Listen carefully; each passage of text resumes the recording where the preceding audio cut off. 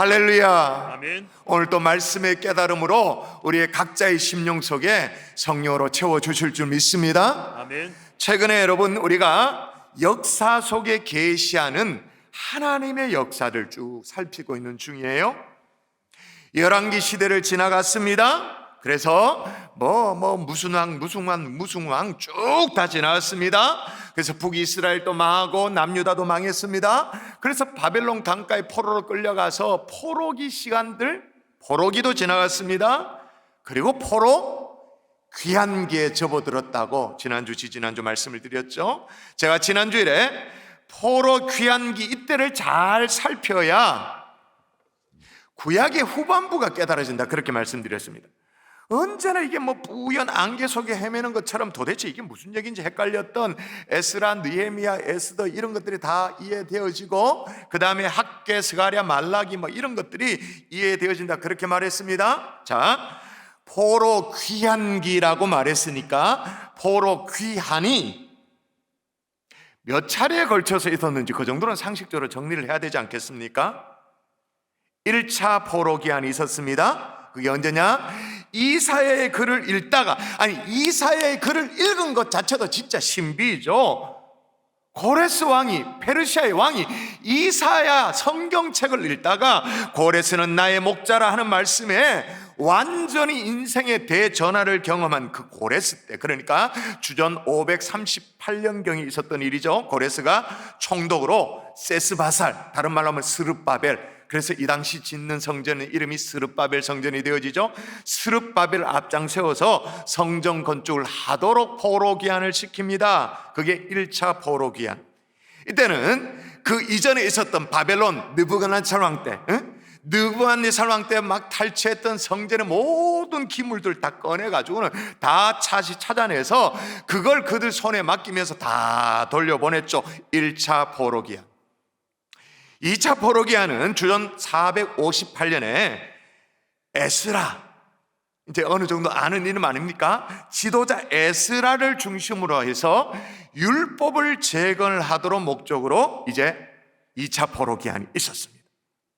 3차 포로 귀환은 주전 444년에 지도자 또 느헤미야를 중심으로 예루살렘 성벽 재건을 목적으로 하는 포로 귀환이 있었죠. 그래서 1차, 2차, 3차 포로 귀환으로 포로 귀환이 완성되어지는데, 이 포로 귀환기에 아주 중요한 두 가지 사건이 있었다, 그렇게 말했습니다. 첫 번째 중요한 사건이 뭐죠?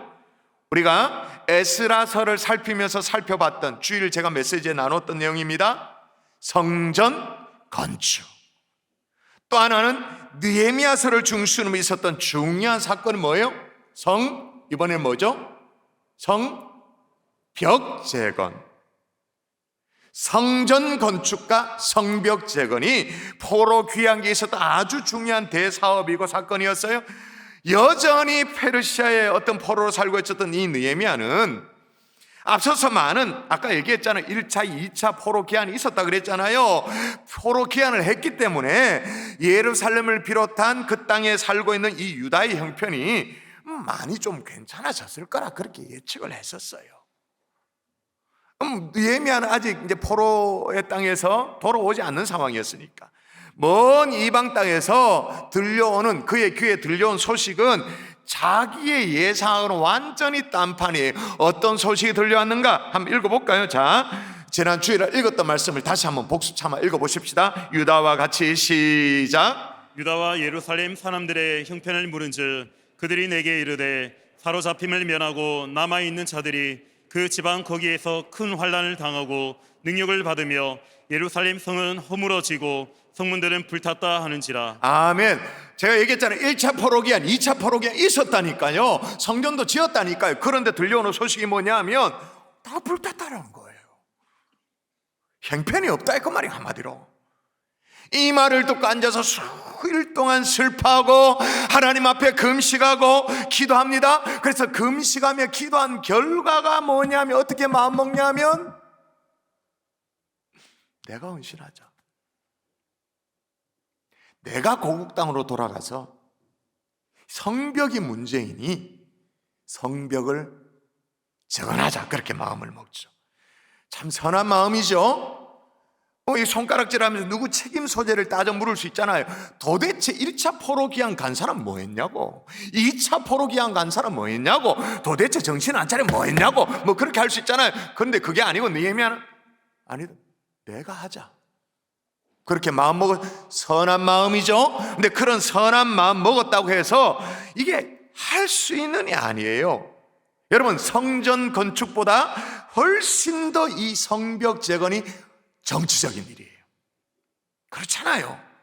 성전은 우리끼리 말로 성전이라고 말하지만 그냥 세상 사람들 눈에는 뭐예요? 그냥 집 한 채 짓는 거예요. 성벽은 개념이 달라요. 캐슬이에요.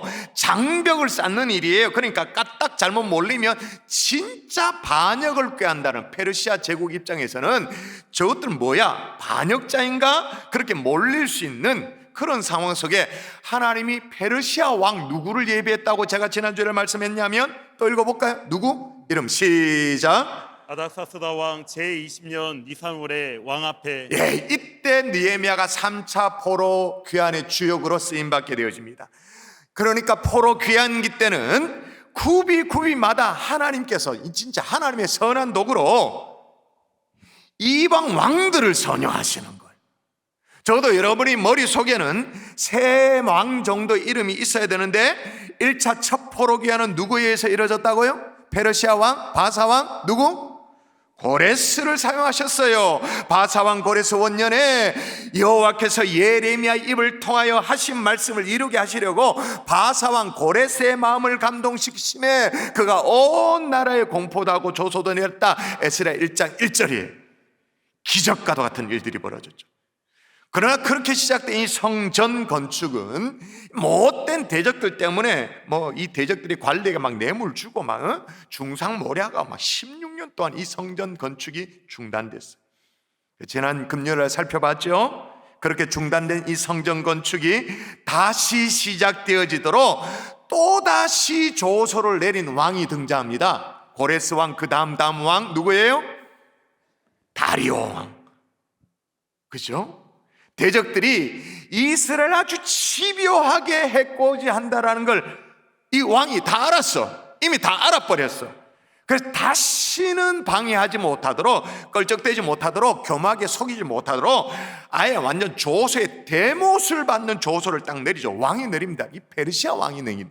이방 왕이 내려요. 자, 다리오가 내린 이 대몫을 받는 장면 한번 읽어볼까요? 자, 내가 시작. 내가 또 명령을 내리노니 누구를 막론하고 이 명령을 변조하며 그의 집에서 들보를 빼내고 그를 그 위에 메어 달게 하고 그의 집은 이로 말미암아 거름더미가 되게 하라. 와, 이건 확실하죠.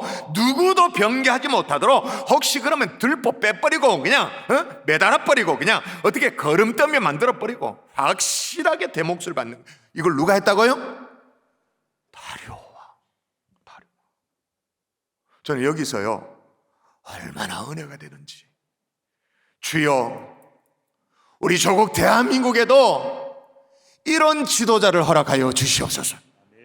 예수 안 믿는 사람들은 이방인 아닙니까? 안 믿어도 좋으니 고레스 왕과 같은, 다리오 왕과 같은 하나님의 손에 쓰임받는 그런 지도자를 이 민족에게 허락하여 주시옵소서. 저와 여러분의 기도의 소원이 될 수 있기를 주의 이름으로 축복합니다. 세 번째 왕 이름 고레스, 다리오 기어가, 세 번째는 누구예요? 성벽 재건 아닥사스다 왕. 자, 왕명이 떨어졌습니다. 그렇게 시작된 성벽 재건입니다만은 고비가 없었을까요? 아니요, 억수로 많았죠. 대적들의 방해는 제가 지난주에 살폈습니다만 아주 집요했다 그렇게 말했습니다. 대를 이어서 계속 방해를 할 만큼, 가문의 대를 이어서 하나님을 대적할 만큼 그 정도로 아주 집요했어요. 근데 오늘 본문에 보니까 완전 이거는 그냥 여러분이 읽어서 느꼈는지 모르겠습니다만 이건 쏟아 부어놔서 그냥 마지막 새벽 동트기 전에 막 어둠이 막 짙어서 칠흑 같은 어둠이 있는 것처럼 무슨 총 공세를 하는 느낌으로 음모를 합니다. 중상모략을 합니다. 그리고 배신자가 있어가지고 거짓 충고를 합니다. 대적들이 동원할 수 있는 모든 그냥 잔머리를 다 동원해가지고 몽땅 다 동원해요. 자, 그러면 느헤미야 6장에 여러분 제 질문에 대답하세요. 왜 이렇게 총공세를 해오는가 대적들이? 저는 인내심 있는 목사입니다. 여러분의 대답을 기다리고 왜 이렇게 총공세를 하는가? 오늘 본문을 여러분이 D형 큐티를 하신다면 본문을 해석할 줄 안다면 눈에 딱 보여야 돼요. 1절. 자, 오늘 본문이 뭐와 뭐 사이에 자리 잡혔는지 보면 금방 알 수 있는 대적들이 왜 이 난리인가 금방 알 수 있는 1절 먼저 읽습니다. 자, 같이 시작. 산발락과 도비아와 아라비아 사람 게셈과 그 나머지 우리의 원수들이 내가 성벽을 건축하여 허물어진 틈을 남기지 아니하였다 함을 들었는데 그때는 내가 아직 성문의 문짝을 달지 못한 때였더라. 거기에 보입니까? 중간쯤에 허물어진 틈을 남기지 아니하였다. 이 말은 뭐예요? 허물어진 틈을 남기지 아니하였다. 다 돼간다. 근데 1절 제일 마지막에 뭐라고 돼 있어요? 아직 성문의 문짝은 달지 못했다. 다 끝나가는 상황이에요. 그렇죠?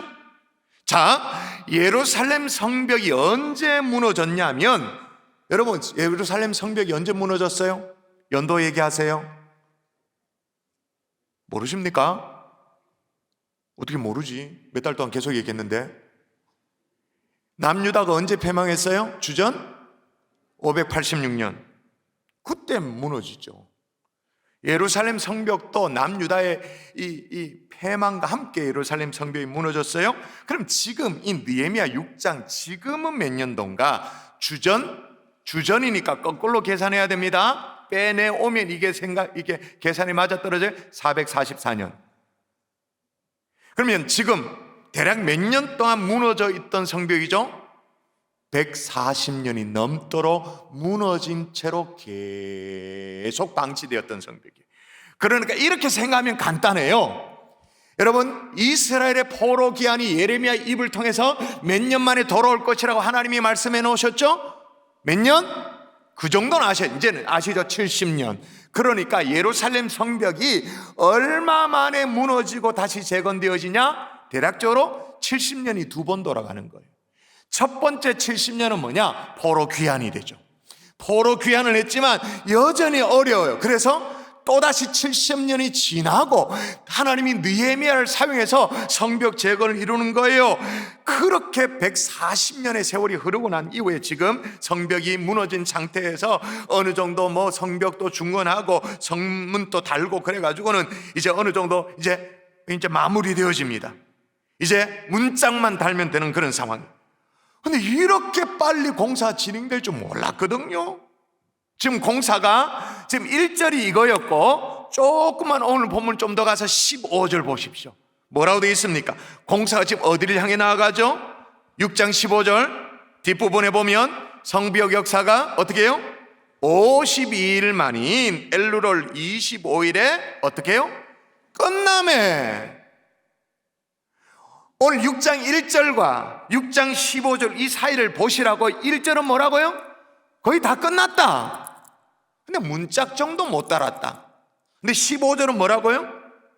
50일 만에 끝났다. 그 사이에 낑겨 있는 게 이거예요. 그러니까 대적들 입장에서는요, 이게 완공되면 안 되잖아요. 성문만 달면 예루살렘은 난공불락의 성이 되어지는데 대적들 입장에서는 그렇게 되면 안 되잖아요. 끝나기 전에 어떻게든 막아내야 되는 거 아니겠습니까? 그래서 막 쏟아붓듯이 막 총공세를 벌이고 있는 거예요. 음모로, 또 중상모략으로, 거짓 충고로. 여러분, 올 한 해 돌아보십시다. 여러분의 삶에도 이런 순간이 있었지 않나요? 이제 진짜 문만 달면 끝나는데, 다 됐는데 지금, 응? 다 되어 가는데, 다 왔는데 마지막 고비가 너무너무 힘든 거야. 오늘 본문으로 말하면 이 6장 1절과 15절 사이 같은 그런 순간, 다 됐는데 이제 정상만 밟으면 되는데 이 마지막 고비가 너무 막 힘에 부딪히는 거예요. 여러분, 본래 마지막이 어려운 법입니다. 그죠? 마지막이 고비인 법이에요. 등산을 해도요, 정상을 남겨둔 100m, 정상 100m 그 전 제일 어렵잖아요. 그래서 고진감래라는 말이 있잖아요. 고진감래. 쓴 것을 다 해야 단 것이 온다, 그런 말이 있잖아요. 여러분, 이 마지막에 고비에서 승리하는 저와 여러분 될 수 있기를 주 예수 이름으로 축원합니다. 네. 마지막 여러분은 뭐 있을 거예요. 마지막 이거 하면 되는데 너무 힘든 거예요. 그럼 어떻게 해야 되나? 따라 하십시다. 분별하라. 분별하라. 따라합니다. 분별하라. 분별하라. 여러분, 분별은 음모에 대한 해법이에요. 해결이에요. 이제 예루살렘 성벽이 위용을 드러냅니다. 거의 끝나가니까 위용을 드러내죠. 거의 이제 완공을 눈앞에 든 그런 상황이에요. 불안을 느낀 이 대적들이 꾀를 내는 게 어떻게 꾀냐면 오노 평지의 한 총에서 정상회담을 하자라는 거예요. 이 오랜 대적 관계, 이 신경전 이제 그만두고 좀 평화롭게 우리가 잘 살아보자. 그러니까 화친을 청하고 오는 거예요. 여러분, 요즘 같은 뭐냐면 김정은이가 갑자기 평화회담을 하자는 거예요. 미사일 쏠 때는 언제고, 하루에도 몇백 발씩 막 쏘고 막 그럴 때는 언제고, 갑자기 그런 거예요. 쏘면 됩니까 안 됩니까? 이거 일단 의심해야 되죠. 지금도 보세요. 지금도 그 속에 음모가 도사리고 있어요. 어떤 음모냐? 자, 성경을 통해서 확인할게요. 어떤 음모냐? 산발락과 시작. 산발락과 게셈이 내게 사람을 보내어 이르기를 오라 우리가 오노 평지의 한 촌에서 서로 만나자 하니 실상은 나를 해하고자 함이었더라. 아멘. 오노 평지는 어디냐면 예루살렘 북서쪽에 있는 대략 한 32km 떨어진 그 지역입니다. 그러니까 그 당시로는 이스라엘 백성들이 포로 귀환을 했지만 그 지역 전체를 뭐 다스리거나 관장하나 그렇게 하지는 못했어요. 그러니까 뭐예요? 어떤 의미에서 중립지대죠. 그러니까 이스라엘 지경이 아닌 곳이에요. 그럼 왜 여기서 평화회담을 하자고 말할까요? 느헤미야를 이스라엘 경내에서 빼내기를 원하는 거죠. 밖에서 처리하려는 목적으로. 여러분, 우리 생각에는 이건 뭐 참 이런 얼토당토 하는 방법이 먹히겠나 싶죠. 말도 아니다. 이건 뭐 여기에 넘어가나 싶죠. 근데 이 아주 심플한 방법은 사탄이 정말로 자주 사용했던 방법이에요. 얼마나 많은 하나님의 사람들을 죽였는지 몰라요.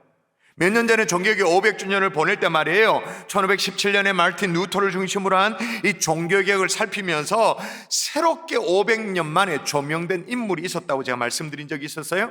마르틴 루터의 종교개혁 1517년에 있기 이미 100년 전에 체코의 종교개혁자가 있었다고, 잔 후스라고 있었다고. 체코 일대 보헤미아 그 지역에서 이미 마르틴 루터보다 100년 전에 종교개혁 운동을 펼쳤는데, 그 당시에 로마 교황 또 황제 그런 사람들이 나와서 대화를 하자고 제안을 하는 거예요. 그래서 콘스탄스 회의에 초청을 와서 토론하자. 도대체 너의 신념이 뭐냐? 토론하자. 초청을 하는 거예요. 그리고 교황은 후스에게 뭐라 말했냐? 절대 신변의 안전을 보장해 주겠다. 그러면서 오라고 초청한 거예요. 철떡같이 믿었지. 콘스탄스 회의에 참여하러 가던 중에 붙잡혀서 토굴에 감금되어집니다. 결국 어떻게 되냐? 1415년, 마르틴 루터의 종교개혁은 1517년인데 훨씬 100년 전이죠. 1415년에 불로 태워져서 죽임을 당합니다. 화형을 당하죠. 와서 좀 대화하자. 여기 넘어가서. 그만이 아니에요. 영국의 윌리엄 틴데일이라는 사람이 있어요. 들어보셨을 거예요. 성경을 최초로 영어로 번역한 틴데일.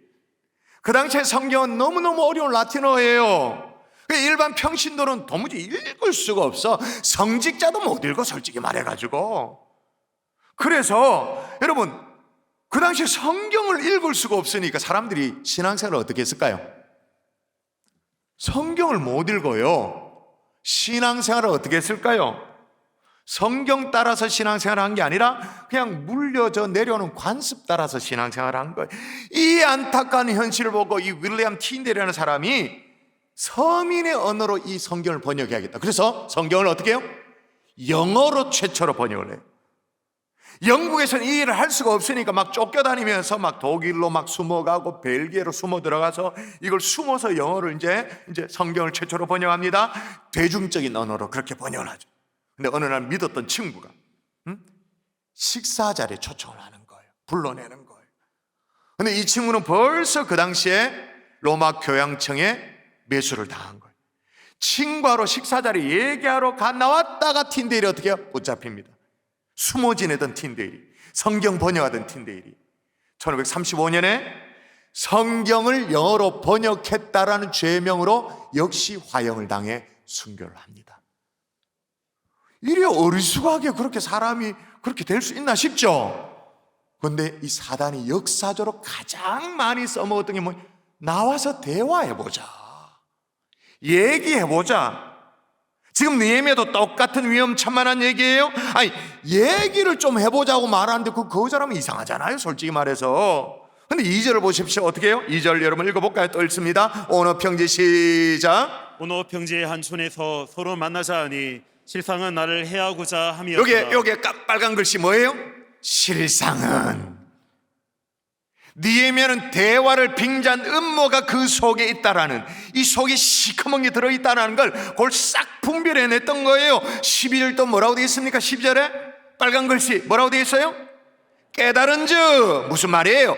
음모를 분별해냈다는 게, 제대로 분별해냈다라는 거예요. 여러분, 이 마지막 고비에 원수의 총 공세에 승리할 수 있는 비결이 뭐냐? 첫 번째는 분별해내는 것인 줄 믿습니다. 여러분 인생의 고비도 있을 거예요. 여러분 인생의 마지막 문짝만 닿으면 되는데 이 끝인데 이게 안 되는 게 있어요. 그때도 분별하는 하나님의 종들 될 수 있기를 주의 이름으로 축원합니다. 아멘. 그러면 어떻게 분별할 수 있는가? 여러분 느헤미야 대답을 보세요. 자, 보세요. 제가 읽어볼게요. 내가 곧 그들에게 사자를 보내 이르기를 내가 이제 큰 역사를 하니 내려가지 못하겠노라. 어찌하여 역사를 중지하게 하고 너희에게로 내려가겠느냐.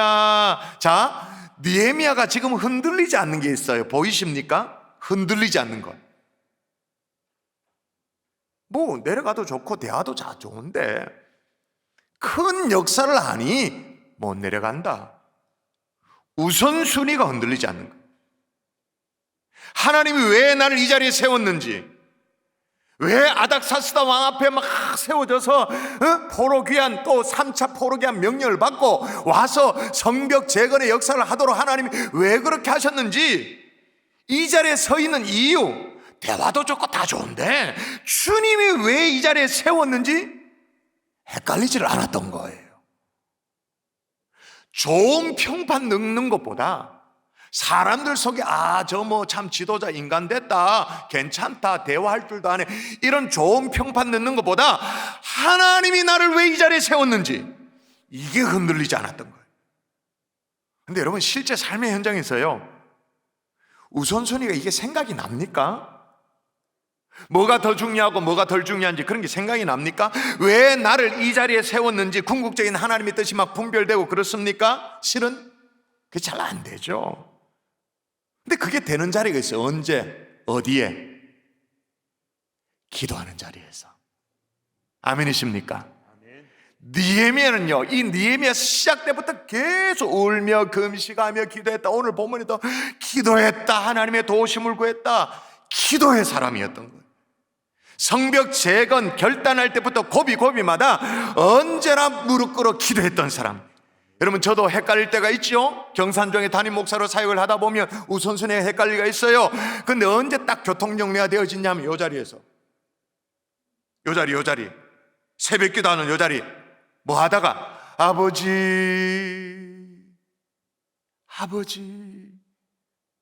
모든 것들이 다 교통정리 되어지죠. 여러분 뭐가 뭔지 잘 분별이 안 되세요? 그래서 막 헷갈리세요? 부르심의 소명을 점검하고 싶지만 무엇을 위해 하나님이 이 자리에 나를 세웠는지 그 우선순위가 헷갈리기를 원치 않지만 자꾸 잘 모르겠어요? 기도를 점검하세요. 기도하세요. 실제로 기도의 자리에 나오세요. 그래야 여러분의 차선이 주님의 최선을 밀어내지 않아요. 기도하지 않으면 언제나 여러분의 차선이 더 크게 보여요. 이게 그래도 중요하다, 이게 더 급하다. 그래서 언제나 주님의 최선이 나중에 밀려. 실제로 기도의 무릎을 꿇을 수 있기를 주 예수의 이름으로 축원합니다. 아멘. 겉으로는 좋아 보일 수 있죠. 실제로는 좋은 것일 수도 있어요. 그러나 그 좋은 것 때문에 하나님이 여러분을 그 자리에 세우신 최선의 뜻이 밀리지 않기를 한 번 더 주의 이름으로 축원합니다. 아멘. 여러분이 아멘 하셨습니다만은 이건 매번 점검해야 돼. 매번. 왜냐? 여러분, 대적들이 얼마나 집요한지 볼까요? 같은 요구를 몇 번 했다고 말합니까? 여러분의 눈으로 확인하십시오. 몇 번? 자, 시작. 그들이 4번이나 이같이 내게 사람을 보내되 나는 꼭 같이 대답하였더니 4번이나 똑같이 나와라, 나와라. 그 말은 무슨 말이냐? 여러분 정신 차리고 분별하려면 기도의 시간에 하나님 앞에 무릎 꿇어 기도할 때 여러분의 삶의 존재 목적이 분별됩니다. 이런 설교를 막 4번, 그럼 어떻게 한 달 동안 계속 들어야 되는 거예요. 이 정도로 집요한 거죠. 느헤미야는 그때마다 나를 이 자리에 세우신 하나님의 최선의 뜻이 뭔가 우선순위가 흔들리지 않아요. 왜냐? 대적들도 참 집요하죠. 4번이나 계속. 근데 더 성실한 느헤미야의 기도가 있는 거예요. 대적들의 집요함보다 더 성실한 느헤미야의 기도가 이겨. 자기 점검의 기도의 자리가 이겨. 할렐루야. 여러분에게 있기를 주의 이름으로 축원합니다. 아멘. 두 번째, 마지막 고비에서 이길 수 있는 방법이 뭐냐? 따라하십시다. 담대하라. 담대하라. 담대하라. 담대하라. 음모에도 이게 넘어오지 않으니까 이번엔 작전을 바꿉니다. 중상모략으로 사람을 보내요. 사람 신부름꾼을 보내는데 편지를 들려 보냅니다.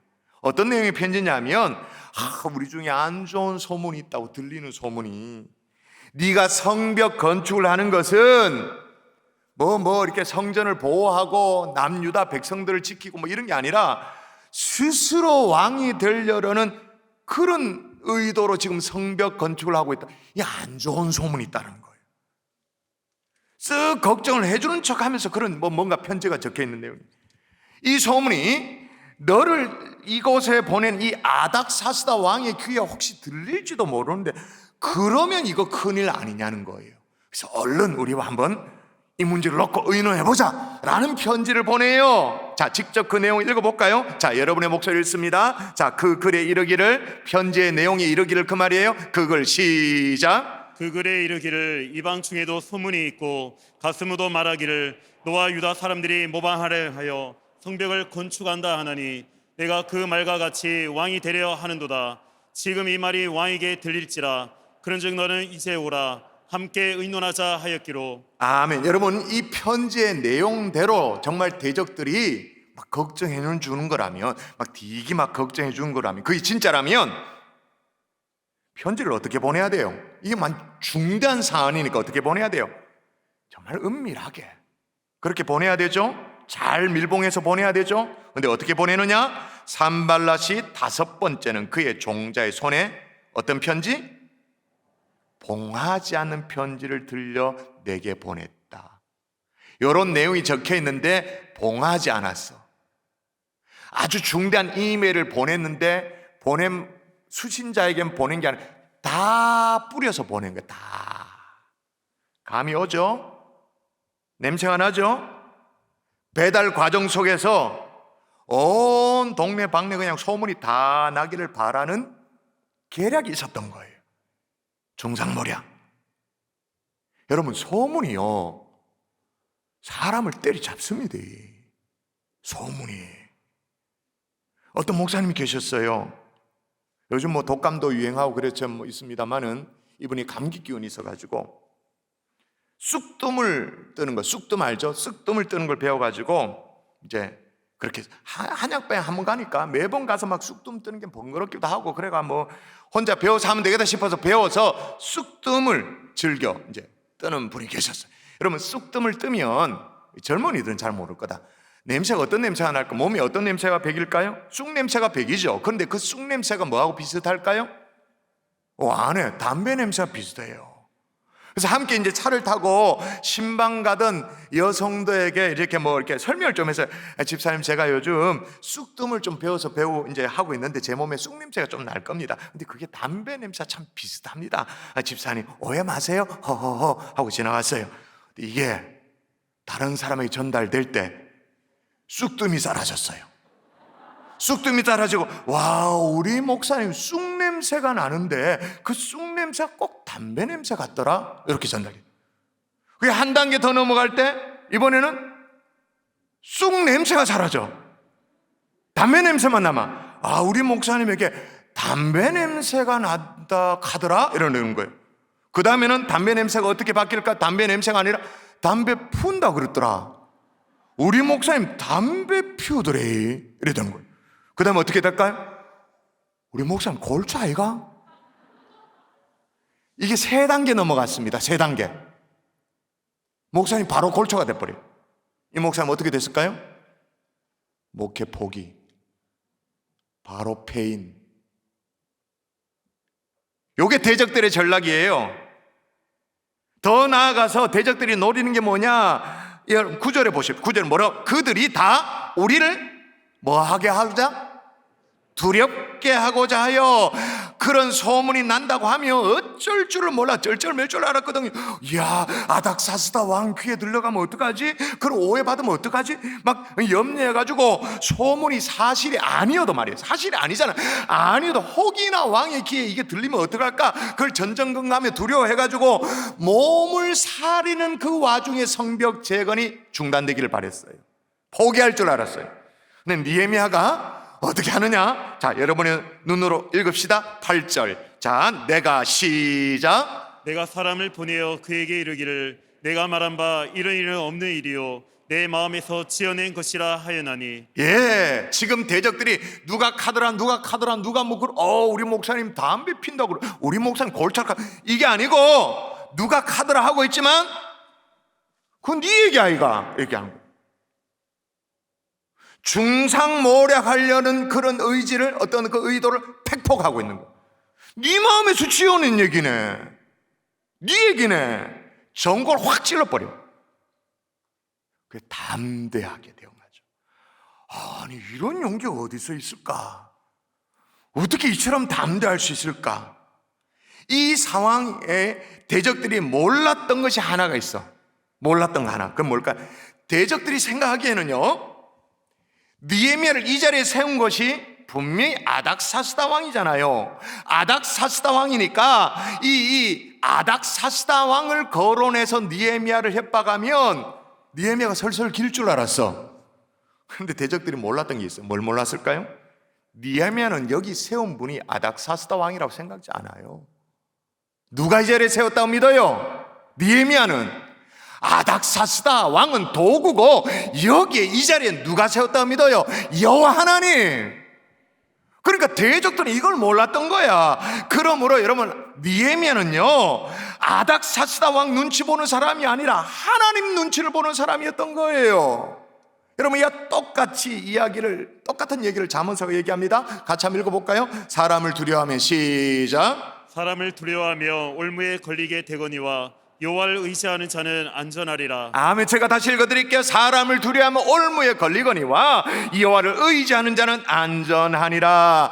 여러분을 그 자리에 세운 분이 세상의 상황이나 누가 아니라 하나님이 여러분을 그 자리에 세웠다는 사실을 믿을 수 있기를 바랍니다.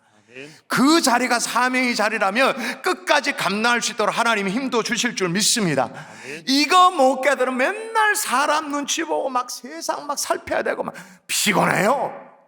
근데 느헤미야는 한 번만 딱 살피면 돼. 하나님 눈치. 여러분, 이것도 언제 깨달아질까요? 나를 이 자리에 세운 것이 아닥사스다가 아니라 하나님이 하나님께서 나를 이 자리에 세웠다. 이 깨달음도 언제 얻게 되어질까요? 기도하는 자리에서.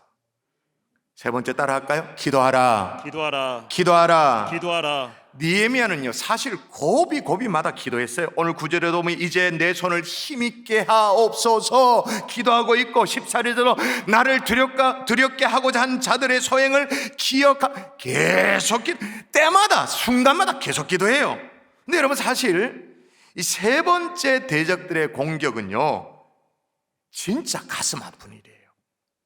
여러분, 이런 공격이 실제로 우리의 삶에 있으면요, 우리도 참 힘들 거예요. 이건 진짜 기도 외에는 진짜 방법이 없어요. 극복할 방법이 없어요. 어느 날 느헤미야가 평소 친구처럼 정말 정말 절친처럼 지냈던 스마야가 안 보이는 거예요. 아니, 재건 작업장에도 나타나지 않고 벌써 며칠째 안 보이는 거예요. 길에서도 이렇게 부딪히면서 볼 수 있을 터인데 안 보이는. 그래서 느헤미야가 무슨 일인가 궁금해 찾아갔어, 이 친구에게, 스마야에게. 그제서 이제 친구가 입을 열고 뭘 충고 비슷한 걸 해요. 정말로 이 친구가 근심 어린 눈빛으로 막 마음이 우러나는 충고를 합니다. 느헤미야야, 분명히 적들이 물러서지 않았을 것이다. 저 얼마나 끈질고 징글징글 맞은 적들인데 물러났겠냐. 아마 밤에 너를 암살하려고 올 텐데 이를 어쩌면 좋겠느냐. 진짜 고맙죠, 친구가 그렇게 막 걱정해 주니까. 그러니까 이방인들이 드나들 수 없는 성전 안에 네가 들어가서 좀 숨어 어떻겠냐. 그럼 내 마음이 좀 안심이 될 것 같다. 친구가 이렇게 얘기해 주니까 얼마나 고마워요. 넘어갈 뻔했지. 근데 이게 거짓 충고야. 알고 봤더니 12절 또 여러분 읽습니다. 깨달은 즉, 읽을까요? 시작. 깨달은즉 그는 하나님께서 보내신 바가 아니라 도비아와 산발랏에게 뇌물을 받고 내게 이런 예언을 함이라. 친구마저 매수당한 거예요. 만일에 그 거짓된 충고를 듣고 막 두려워 떨면서 느헤미야, 그래 맞아, 제일 안전한 것이 그래도 성전 안이다라고 해서 성전 안에 실제로 숨었다면 그 숨는 모습을 보고 백성들이 어떻게 됐을까요? 사기를 다 잃어버리죠. 마치 과거에 우리가 임진왜란 시절에 말이에요, 백성들은 막 싸우는데 한양 막 버리고 의주로 막 피난 갔던, 내뺐던 선조 같은 그런 거 아니겠어요? 또 가장 치명적인 문제는 뭐냐? 제사장만이 들어갈 수 있는 성전의 어떤 성소에 숨으면 그 자체가 비방거리가 되잖아요. 결격 사유가 되잖아요. 느헤미야는 더 이상 이스라엘 백성들 앞에서 지도자로 쓰임 받을 수가 없어. 성전에 들어가지 않을 곳에 들어가면, 그러면 뭐 성벽 완공, 재건 끝나지 뭐. 여기서 그냥 끝나버리는 거예요. 더욱이 그런데 여러분, 스마야가 어떤 사람인가? 막 두문불출하는 것이 막 걱정되어서 느헤미야가 찾아 나설 정도로, 그 긴박한 성벽 재건 공사 가운데도 찾아갈 정도로 아주 막역한 사이였어요. 그리고 그는 성전의 성소에까지 출입이 가능했던 것을 감안할 때 신분이 제사장이었던 것 같아요. 막역한 사이의 친구고 제사장이고, 그리고 스마의 아버지 이름이 나옵니다. 그리고 할아버지 이름이 소개돼 나옵니다. 할아버지 이름이 뭐냐? 모헤다벨이라 나와요. 그 뜻이 뭐냐? 하나님께서 더 좋게 하심이란 뜻이에요. 아버지 이름은 들라야입니다. 여호와께서 구축하셨다라는 뜻입니다. 그럼 자기 이름 스마야는 뭐냐? 여호와께서 들으셨다. 한마디로 뭐예요? 뼈대 있는 신앙의 가문이었다. 신앙의 명문 가문이었다, 그 말입니다. 근데 이런 사람이 매수당해가지고 숨은 적으로 지금 아군 속에 깊이 들어와서 있을 거라고 누가 상상 안 했을까요? 자, 이제 우리 얘기로 돌아옵시다. 여러분, 세상 살다 보면 이런 시험거리가 있나요, 없나요? 정말로 믿었던 사람으로부터 믿을 수밖에 없는 사람. 지금 이 스마야 그렇잖아요. 막역한 사이였고 제사장 가문이었고 신앙의 뼈대 있는 가문이었고 믿을 수밖에 없는 사람으로부터 배신을 당한다. 속임수에 상처를 입는다. 그런 경우가 있나요, 없나요? 있죠. 이런 종류의 시험은요, 진짜로 마지막 고비에 찾아옵니다. 마지막 한 발자만 딱 올라가면 되는 그 순간에 찾아오는 정도의 최고 난이도의 시험이 이런 거예요. 믿었던 사람으로 당하는 배신. 거의 끝났다 싶은데, 거의 진짜 한 발자만 딱 뛰면 되는데 그때 만나는 고비가 이런 거예요. 여러분, 이거 어떻게 하면 좋죠? 여러분, 말이 쉽지. 음모, 중상모략, 뭐 거짓 친구, 믿었던 사람을 배신. 와, 어떻게 감당해요, 우리가? 방법이 없어요. 기도의 무릎을 꿇으셔야 됩니다. 진짜 믿었던 사람으로부터 배신을 당하면요, 뭐랄까요? 정신이 흔들흔들 걸립니다. 존재 자체가 막 흔들흔들거립니다. 그때 우리를 붙잡아 줄 수 있는 게 뭐예요? 저는 단언컨대 하나님밖에 없습니다. 어떤 자리에서 만난 하나님? 아버지, 살려주세요. 붙잡아 주세요. 기도하는 그 자리에서 만나는 그 하나님 우리를 붙들어 주실 수 있는 줄 믿습니다. 아멘. 그래서 고든이라는 사람이 이렇게 말했어요. 기도는 숨어 있는 적을 향해 승리의 일격을 가하는 것이다. 기도는 염려 근심이 아니라 내 막 이렇게 막 잔머리 굴려 팽팽 돌리는 그 계산이 아니라 기도는 숨은 적을 향해 승리의 일격을 가는 것이다. 할렐루야. 아멘. 그러면 오늘 정말 연말이잖아요. 뭔가 결단할 때 아닙니까? 기도를 결단하는 하나님의 종들 될 수 있기를 주 예수 이름으로 축원합니다. 아멘. 아멘이십니까? 아멘. 여러분이 진짜 아멘이면 언제 기도하실래요? 여러분 마음으로 대답하세요. 기도를 결단할 수 있기를 바랍니다. 여기에 여러분이 진짜 아멘이면 언제 기도하겠다 계획이 나와야 되죠. 말씀의 결론을 맺을게요. 워런 위어스비는 기독교인의 삶을 이렇게 말했어요. 기독교인의 인생은 놀이터가 아니다. 전쟁터다. 싸움터다. 그 말은 그리스도인의 삶 전체가 전쟁터라. 이 전쟁에서 이기려면 이 마지막 고비를 반드시 넘어야 돼요. 그게 음모든 그게 중상모략이든 믿었던 사람 배신, 거짓 충고든 그래야 하나님이 영광 받으세요. 영향력 있는 그리스도인에 설 수가 있어요. 보세요. 마지막 고비를 딱 넘겼어요. 넘기니까 15절. 다시 확인할까? 다시 15절.